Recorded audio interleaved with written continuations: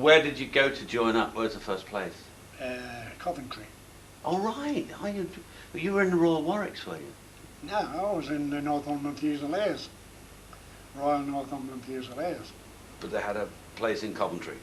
No, I went to the recruiting office in Coventry and joined up, and they sent us to Newcastle, to the barracks in Newcastle.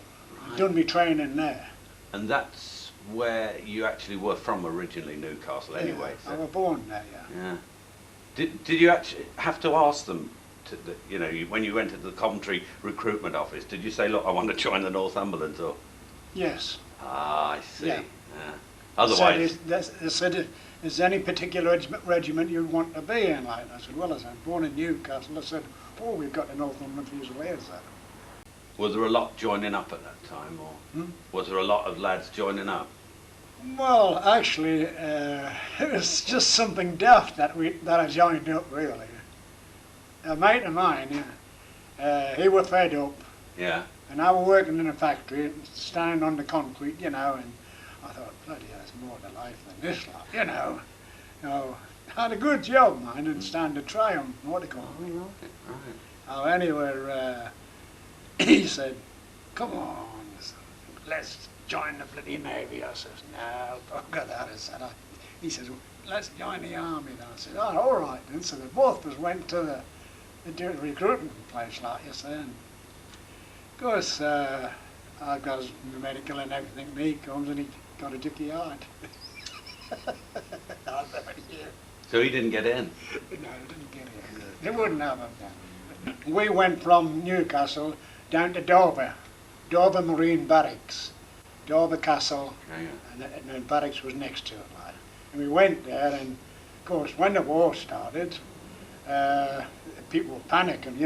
If there was a plane of that, they were bloody panicking, But from there, as soon as the war started, the declared war, we were the first British troops. We were the BNA.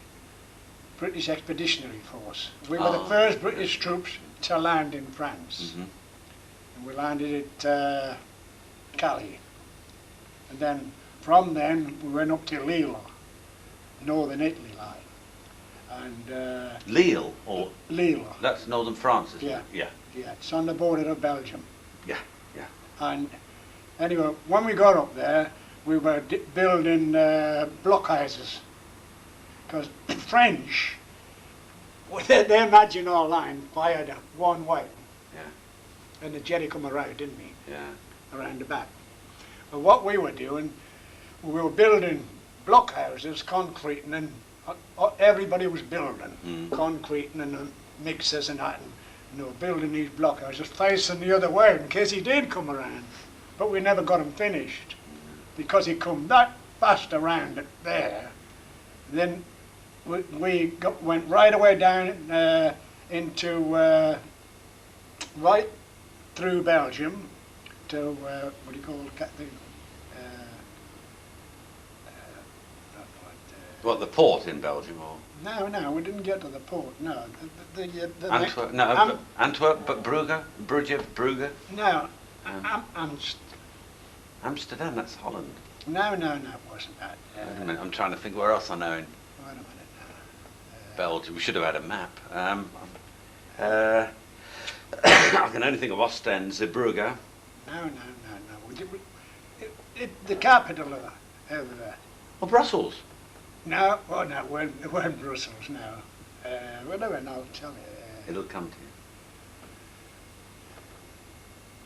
you. Anyway, we went right down, and of course all these refugees was coming up on the horse and carts and with the cattle and all that. You couldn't get down the bloody roads and all that. The best bet, we'll look at the map afterwards and then we can put it on at the end. Yeah. Okay, we got to that place, Yeah, and of course when we got down there, of course Jerry started bombing the civilians then, So this, actually, we're well into 1940 now, aren't we? I mean... Oh yeah. So, when you went over with the British Expeditionary Force, do you remember, was that in about April 1940-ish? Or was it before then? Oh, I should say it was before then. Ah, I always well, I don't know, but I always thought that it was. I mean, when we went there, the lights was all on in France, and we had a blackout, and the lights was all on, and nothing was rationed, and we were getting rationed. The rations, food and everything here. And when you're over there, you just went in a cafe and had a meal, and it was just normal. And were the French people? They must have been aware that the Germans were coming to invade. No, they didn't seem to care. At one point, you remember when you thought, "Oh God, we're not going to win this." Oh yeah, no getting away from it. Yeah. I mean, when we got, he was coming. The planes were coming over the top and the bombing right over the top of us, like, you know, Jerry's planes, like. You never seen any bloody British planes. No. Very rare. You might seen one or two just flitting away and trying to knock a bomber down or something like that, but very, very little. I mean, we didn't have much of an air force. How many days were you on the retreat then from this? Well, well, we got down into what the hell do they call that bloody place? We'll put it on at the end. We can always. But look anyway, at the map. when we got so far down, right, of course it stopped and we had to flit away because he was coming around us, like. So, and then we heard that he was bombing the beaches at Dunkirk, like, and so we were heading for Dunkirk, but he was bombing and bombing and bombing. So we went further up to La Paz, and we come off at La Paz. Is that still in France? Is it? Yeah, same as Dunkirk, Right. not far from Dunkirk, and we come off there. When we got that, what happened? We were coming down, and there was a regiment, a North Staffordshire regiment, and they were holding Jerry back on the line. You know, with some artillery, and there was some machine, brain guns actually they had. So they were holding them back.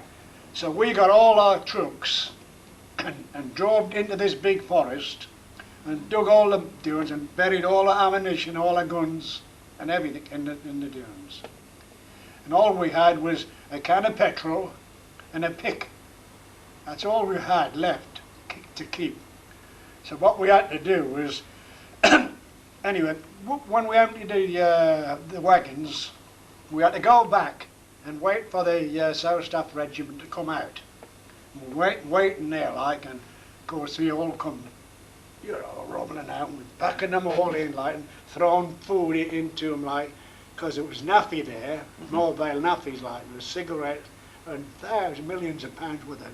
The bank there were banks there, mobile banks, and there's millions of pounds worth of francs. And nobody ever thought they're not bloody good to anybody. But some wise guys got bundles of them and they changed them when they got back to England. Whose money was it then? It was for the army. Oh, for the military, right. But it was in francs. Right. So anyway, we gets all these blokes into the trucks and goes down to the beach. When we got down to the beach, we're going down, there was tanks and all that, and artillery and all at the side, they're all smashed up. And we drove into this big field, and you crashed your car, you just put it on full speed and crashed the car in so you could get more in. And then up the bonnet and smashed all the head up and all the doing like. And then you got the petrol and we poured it on the top, on each car. That was what it was That's for. what the pick and the... Right. Yeah. So when we come back, we went in a wood by the beach, and we stopped there, and there was a lot of Scotch people, doing, and there was like a pier there, and they were all piled up. They'd had a real battering before we got there. So they'd tried to get off at La Paz.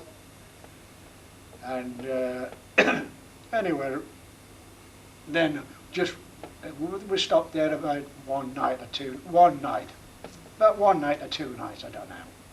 And then all of a sudden they said, right, come on, early in the morning. We gets out, and then you could see the tugs and all that.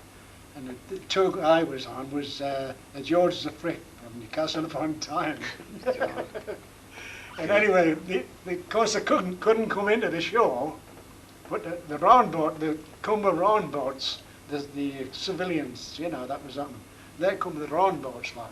Of course it pulls in the sideline, and this captain of ours, he got an Alsatian dog, and he wanted a dog on the boat. He's going to take it home, like say. And of course this bloke says, I'm not in your effing army. He said, get that dog off. He said, what a bloke on here with that. He said, oh, I'm now, am I? So he threw him overboard. He threw him in the water, and his dog. Get him. And his bag, what he had. Threw him in the water. So, I'll tell you what, we had to bring our rifles back with us, yes. We had to bring our rifles and ammunition back with us. And anyway, the boat, the little boat, we gets all in the boat, like, and of course the wives just keep washing us back. We couldn't get them, him were rowing and a bloody way. And then this civilian bloke, you know, sailor like, he says, if you're not doing this, Tom, he says, you can all get out, he said, and let some bugger else in that can do it, like. But anyway, we managed to get off, and they'd got nets hanging down the side of the boat, we just scrambled up, like. How many have you got on that time? Oh, Christ, it was loaded. I bet. Oh, yeah, it was loaded. That was well, I'd say, I don't know how many, but it was only a small tug. And we went down, because we were all wet anyway, half the bloody water was coming up on the boat and that. We went down into the boiler house, like, and got dry down there. Dover Marine. Mm-hmm. And got there, the train come land and give us a pie and a cup of tea, like, and this train come. We didn't know where we were going, and we landed in Swindon. Was it people from all regiments at that stage? All Yeah, oh, anybody, yeah. Anybody off the boat was pushed into this train. As soon as it was full, it was out, and another one was waiting. We landed in Swindon. When we got to Swindon, there were big tents up, and makeshift beds, like, you know, in the tents, like. We get there, and they give us some money to spend, like. And at the side of the field where we were in, it was all houses and gardens. And the people would let us in, like, and we had a bath and shower or whatever, what it were like, and got us food, like, because we were bloody starving. We'd had nothing to eat from leaving bloody... Dover. Yeah, we had nothing to eat, really, but a block of black chocolate, not bully beef, black chocolate, hard biscuits. What, a hardtack, what they've given you over in... That's right. But you had your pie but you still would have been hungry after. I was still hungry. Yeah, the mine. So how long was it, Bill, before you ended up going overseas again? Because I know you went on a troop ship eventually. Yeah, we went up to Glasgow, and... when was that? Do you remember when that would be? I couldn't say really. Well, let's think. You were at Swindon for 2 weeks. That was the summer of 1940. Then you went to the Isle of Wight. Probably a bit... Then we drove right up to Glasgow. Mm. And we got on this boat. Well, when we got there, this big troop ship, big liner was there. And it was called the Empress of Japan. And of course, the Empress of Japan. But so the Americans come into the war then.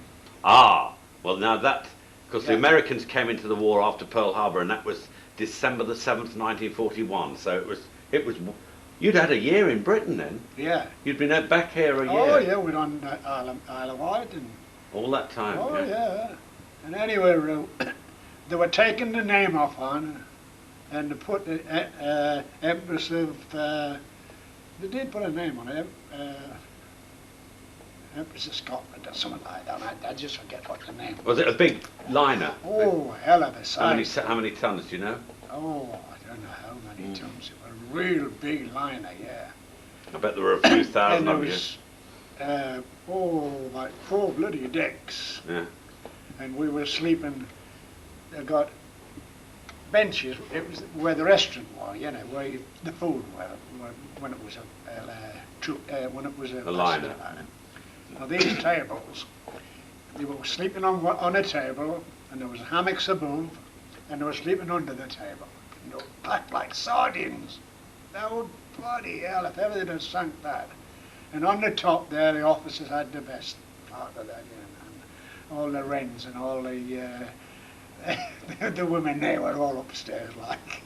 I bet it wasn't very comfortable on that. Oh, it stunk. It stunk on the boat. And all you had was a little blue light at night, you know. You couldn't see. You got up in the morning and you got soap to wash your hands with salty water. Right. So you got a leather, special soap. Like. You had that. And then you got a drink of water. But otherwise you couldn't, there weren't any taps where you could have a drink. All the water was saved, like, you know, to feed us and dinners and things like, you know, as we were going over. Right. We joined this big, huge convoy left there. And as we were going now, they lost a few ships.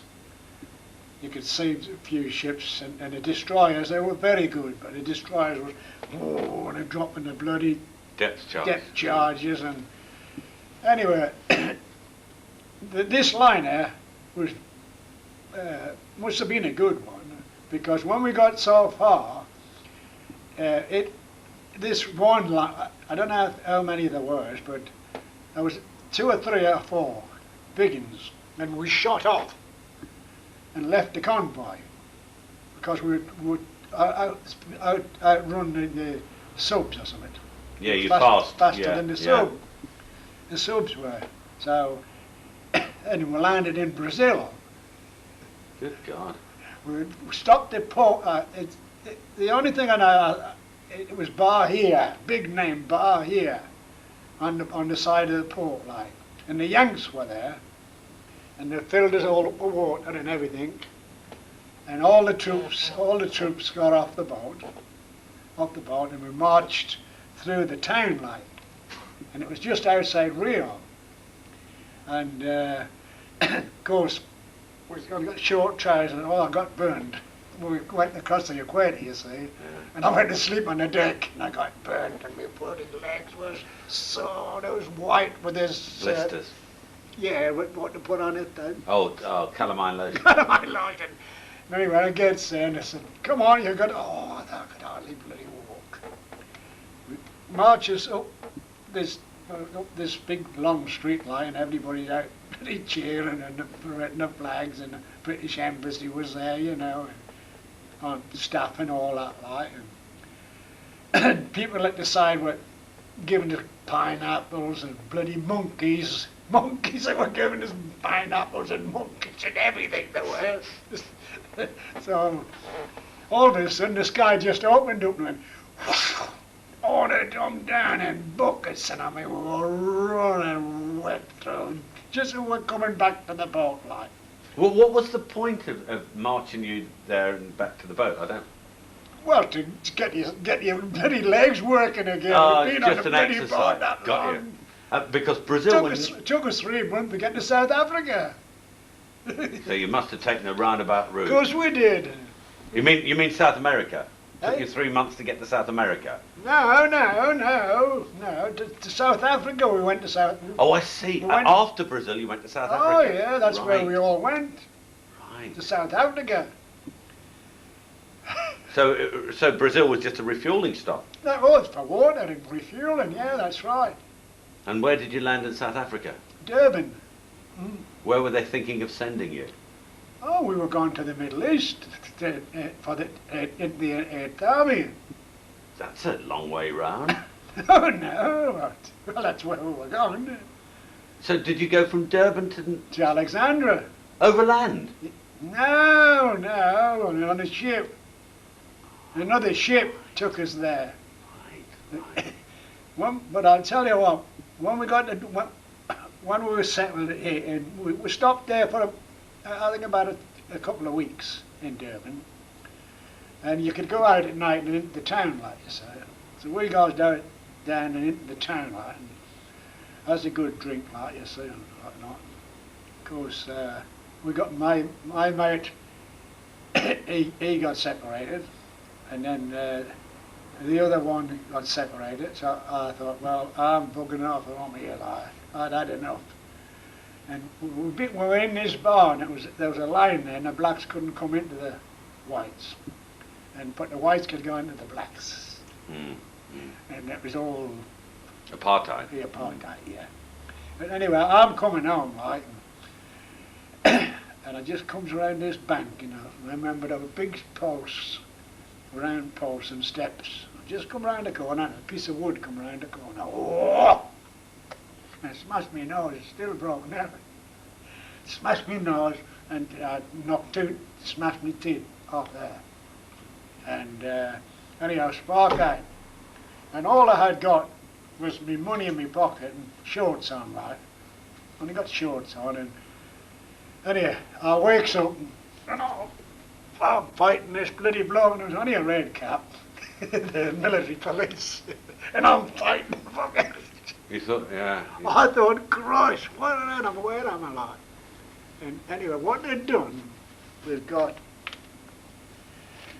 me pockets, like me shorts, like that, cut them, got the money out, pinched me book, me logbook, like, you know, a survey book, like, pinched that. What else? Oh, pinched me belt, and me discs, identity discs off there, and pinched them. I got put in the clink again for that. You did? And you'd been beaten up? Yeah. I got put in the bloody clink. I was going down on field punishment for what was it, for about a week. I was on field punishment. Was it because you were going on your own and not with anyone else? Was it? No, you see, well, I mean, we never knew anything. You see, there was loads of prisoners of war in Durban. As they were saying them, when they were capturing these prisoners, they got camps there, and there was loads of prisoners of war in Durban. And, of course, they were knocking you off and getting the identity disc and things like that and selling them to the, and they reckon it was the Indians. Yeah. From there, we went to on the boat we went to Alex. So was the Suez Canal open then? Oh yeah, yeah. And anyway, when we got on the boat, they said, "So and so, son, you, and we'll put down the holes, you know, right down the bottom where the doors were, what do you call it, the watertight doors. Watertight doors were, and you had to watch that door. If it was sunk, you had to wind the thing and get the door to close, and you had to stop there, so you were a goner. And I done that. It was 4 on, 4 off, all the time, right down, never changed. I just kept the same people down there all the time, and we were down there all the time. When you come up to sleep, and you were back again, all the bloody time. It was terrible, and all you could do was kill these cockroaches, millions of them running all over the bloody. That must have been a very old ship if it had manual doors. Yeah. Because they were, later on they were all motorised. Yeah, it was a big wheel. Yeah. Quite a turn, yeah. You don't remember what ship it was, do you? No, I don't. What a shame. That would be interesting. No, I don't. No, I couldn't tell you. So you, I know when it got into port, they sealed it all up and fumigated it. I think so. So that presumably you didn't have any trouble on that journey from Durban to Alex. No. You got there okay. Yeah. And by now, I would imagine, from what you're saying, we must be getting pretty close to into 1942, certainly. Yeah, it was 42. Do you remember when you landed at Alex, the date? Or? It'll be logged down somewhere. Somebody will have the date, but it'll be. I don't know. I couldn't tell you really. So now you're back in the war again. Yeah, that's right. And then we got to Alex and went in a camp at Alex, and used to get you up in the morning at about 4 o'clock in the morning. You used to do your training and all that, and exercising and PT and whatnot, like, you know, and because it was too hot. As soon as you got to about 8 o'clock or something like that, it was too bloody hot, you couldn't hardly move, because it was all sand desert, you know, where we were. And then we got on the train, got on a train, and we were making fires on the train, and making tea on the floor, in the train going up there. Took us right up the desert. You didn't set fire to the train? No, it's just, we had it in a tin, like. Oh, right. Putting petrol in a tin, you see, and putting holes on the top, like you say. And that's how we used to, when we was up the desert, you get big tins that petrol was in, and square tins, like. And what you used to do was get your tin, like, put the thing in the sand, like, put sand in the tin, like, pour the petrol in, then put a piece of tin on the holes. You used to light it, and you used to cook your. So the petrol soaked into the sand, and then it would burn a bit slower. Yeah. I see. We got so far up the desert, we come across the Marath line, what they call the Marath line, and Jerry thought nobody could come around because it was wild desert away, you know. You had to go right away, 4 miles and miles of desert, like right out to get round the back. But our regiment, our division, we started off and we went right away over this. Even I was driving a Bren carrier then, machine gun in the front, you know, and even now the sand was chugging them. But we had big aluminium plates on the side, and we used to pull them down and put them down. And most of the time we were pulling the trucks out. So you put the aluminium down to put you to go. So they got to start. You see, sometimes you come to real soft sand and you went down. But a lot of it was rocky, like. But anyway, and these trucks, all the ammunition trucks and water carts were following. Yeah. Because you got no water there, and all of them was following. We had to keep going back and pulling them out and get them started again. And it took ages to get right away around. And when we gets around there, we got the shock of our lives. All the carriers was in a line, we were going across, like, you know. Of course the guns were loaded and everything, ready for action, like. And all of a sudden, these bloody blokes come on their hands up, Italians. There was thousands and thousands of them, must have been a whole division of them, like this, holding their hands up. Oh no, white flag. And anyway, we thought, oh, we've had it here, like. And when we looked, all the arms was in a big pile, piled up arms, piles all over. And they got bakeries. It was a real full division of Italian troops, and they packed in like that. And how many of you were there? There was only 8 carriers, and then there was your trucks, like, you know, and then your water trucks and that. There was only 8 carriers where we were, because they were all surrendered. They were all spread out, you see, and they just surrendered. When that was started the route then, and we were pushing them up, and then our planes were coming out. We got all new tanks from America, them Sherman tanks.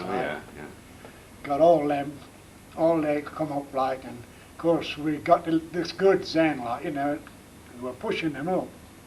Then we got up to Cape Bon, which that was the last. Cape Bon was where they were evacuating. The Germans were evacuating, but then none of them got off anyway. So you were surrounding the Germans then? Oh yeah, we got to Cape Bon and even the Germans were up there. They were packed in as well. They couldn't do anything. Right. Couldn't do anything. Was that anything to do with El Alamein? Because that's a very famous name in. Oh, that was early in the war. That was early in the war. Right. So by the time you're talking about, It was old Rommel that had his chips then. Oh no, when we went there, they were still fighting until you got up the Marath line, and after that, we were just reinforcements, you see. Ah, I see. We weren't in, we were in the capital. What the hell do you call it? A capital of Egypt, No, capital of Libya. Tripoli. Tripoli, yeah. We were in Tripoli. Yeah. That's where Montgomery and that was his army there, you know, and all the division, the Aussies and all us, we were all there, like in Tripoli, and then from there we started going up the desert. We went in Tobruk. Right. Tobruk. That was the name I was. Tobruk was finished. That was when they moved up then. So you more or less cleared the rest of the Germans out of. Yeah. And then what happened then? Did you go to Italy after that? Yeah, but when we got to Cape Bon, Yes. and they were moving, you know, we were going right away down, pushing the jetty, like, you know, and they stopped and I'd given up, like, and all the tanks and everything, and brand new bloody Tiger tanks and everything, and oh, bloody hell, you frightened you to bloody death, them Tiger tanks. One episode there was a Tiger tank, and it had knocked out 4 of our bloody tanks, knocked them out. And on the side of this tank, it got the shells that our tanks had fired at them, and it had been welded onto the thing. Well, it hadn't exploded. No, they just the shell itself. Yeah. It I is- see. It had just Yeah, stuck it- in the side of their tank. And it was welded on. Yeah, yeah. And wrote in German like, and of course, but it was knocked out, this tank, and we went up to it like, and got a ladder, or steps or something like that. We got on the top like. I lifted the lid, and it was bloke's head had been knocked, shot off, blown off, and we gets inside. I got inside the tank. Slid down by the driver, everybody was dead, like, you know, slid down by the driver, and the bloke with the gunner, he was there, and he must have been 20 stone. And he was bent over there, and he shit himself, and he's bloody mouldy. All the mould was up his bloody back. So, anyway, the What had killed him? It just the. they got a what is it? An artillery gun, British artillery gun. Oh right. They couldn't knock them out with these little tanks. No. These little guns. And what had happened? I mean, presumably, if you saw the bodies inside and they were still in one piece, Yeah. then the tank hadn't exploded. It was. Oh no! All the damage to the tank was the tracks was all smashed to pieces. So what kills them then? Is it the Oh, blast? the blasts killed them. We got on the boat at Alex, and I got my dog then. Oh, you told me what? Yeah, you'd found a dog. Well, when we went, we'd only been up the desert about a month, and this Topper Brown bloke, called him Topper Brown, he's the corporal, and he got a little puppy off the, what's his name, off one of the wogs, like, and he used to come out in the blue from nowhere and sell you eggs. Then you never seen them where they got them or anything. And anyway, this little dog, like, and he went out on a recce and they hit a mine, like, blew up, and I got his dog. So how long were you in Italy then? Was in Italy. We come from Italy in February 1946. Good God, you were in all that time then, Yeah. from presumably 1940. That's over 3 years you're in Italy. Mm-hmm. And the dog, all that fighting, and the dog stayed with you. Yeah. When we were gone, I used to go up these mountain passes and that in Italy, and the dog used to sit on top, a cushion on the top. He used to sit on top, and the carrier's going like this, you know, boom, boom. He didn't no flinch. And as soon as it heard a shell coming over, he used to get on your feet and stop you. Jerry was shelling, you know, right over the top, like, you know, in the mountains where we were going up these mountains. And that dog, it knew. It knew if it was whistling, it was coming to you. If it was swishing, it was gone over. And he's down by your bloody feet. Anyhow, put him, when we come up from there, we come home, like, getting on a ship to come home again. Don't you got to get the bloody dog again? But this time I had it in my kit bag. Kit bag, yeah. And my steel helmet on the top. And carries it down button, gets it on the button and let him wait, like, you know, all the lads knew, like. And when we come to Dover, to Dover Marine, we stopped there and to get some food, like, and all your packs and all that was put there, like, you know, by where the railway station were, like. And we went off, and I said, "Stop there," and it was in there all the time in that pack, and it curled up, legs tied together, legs tied in a bow, and it stopped there. It never budged. Then we got on the train from there, and went straight on.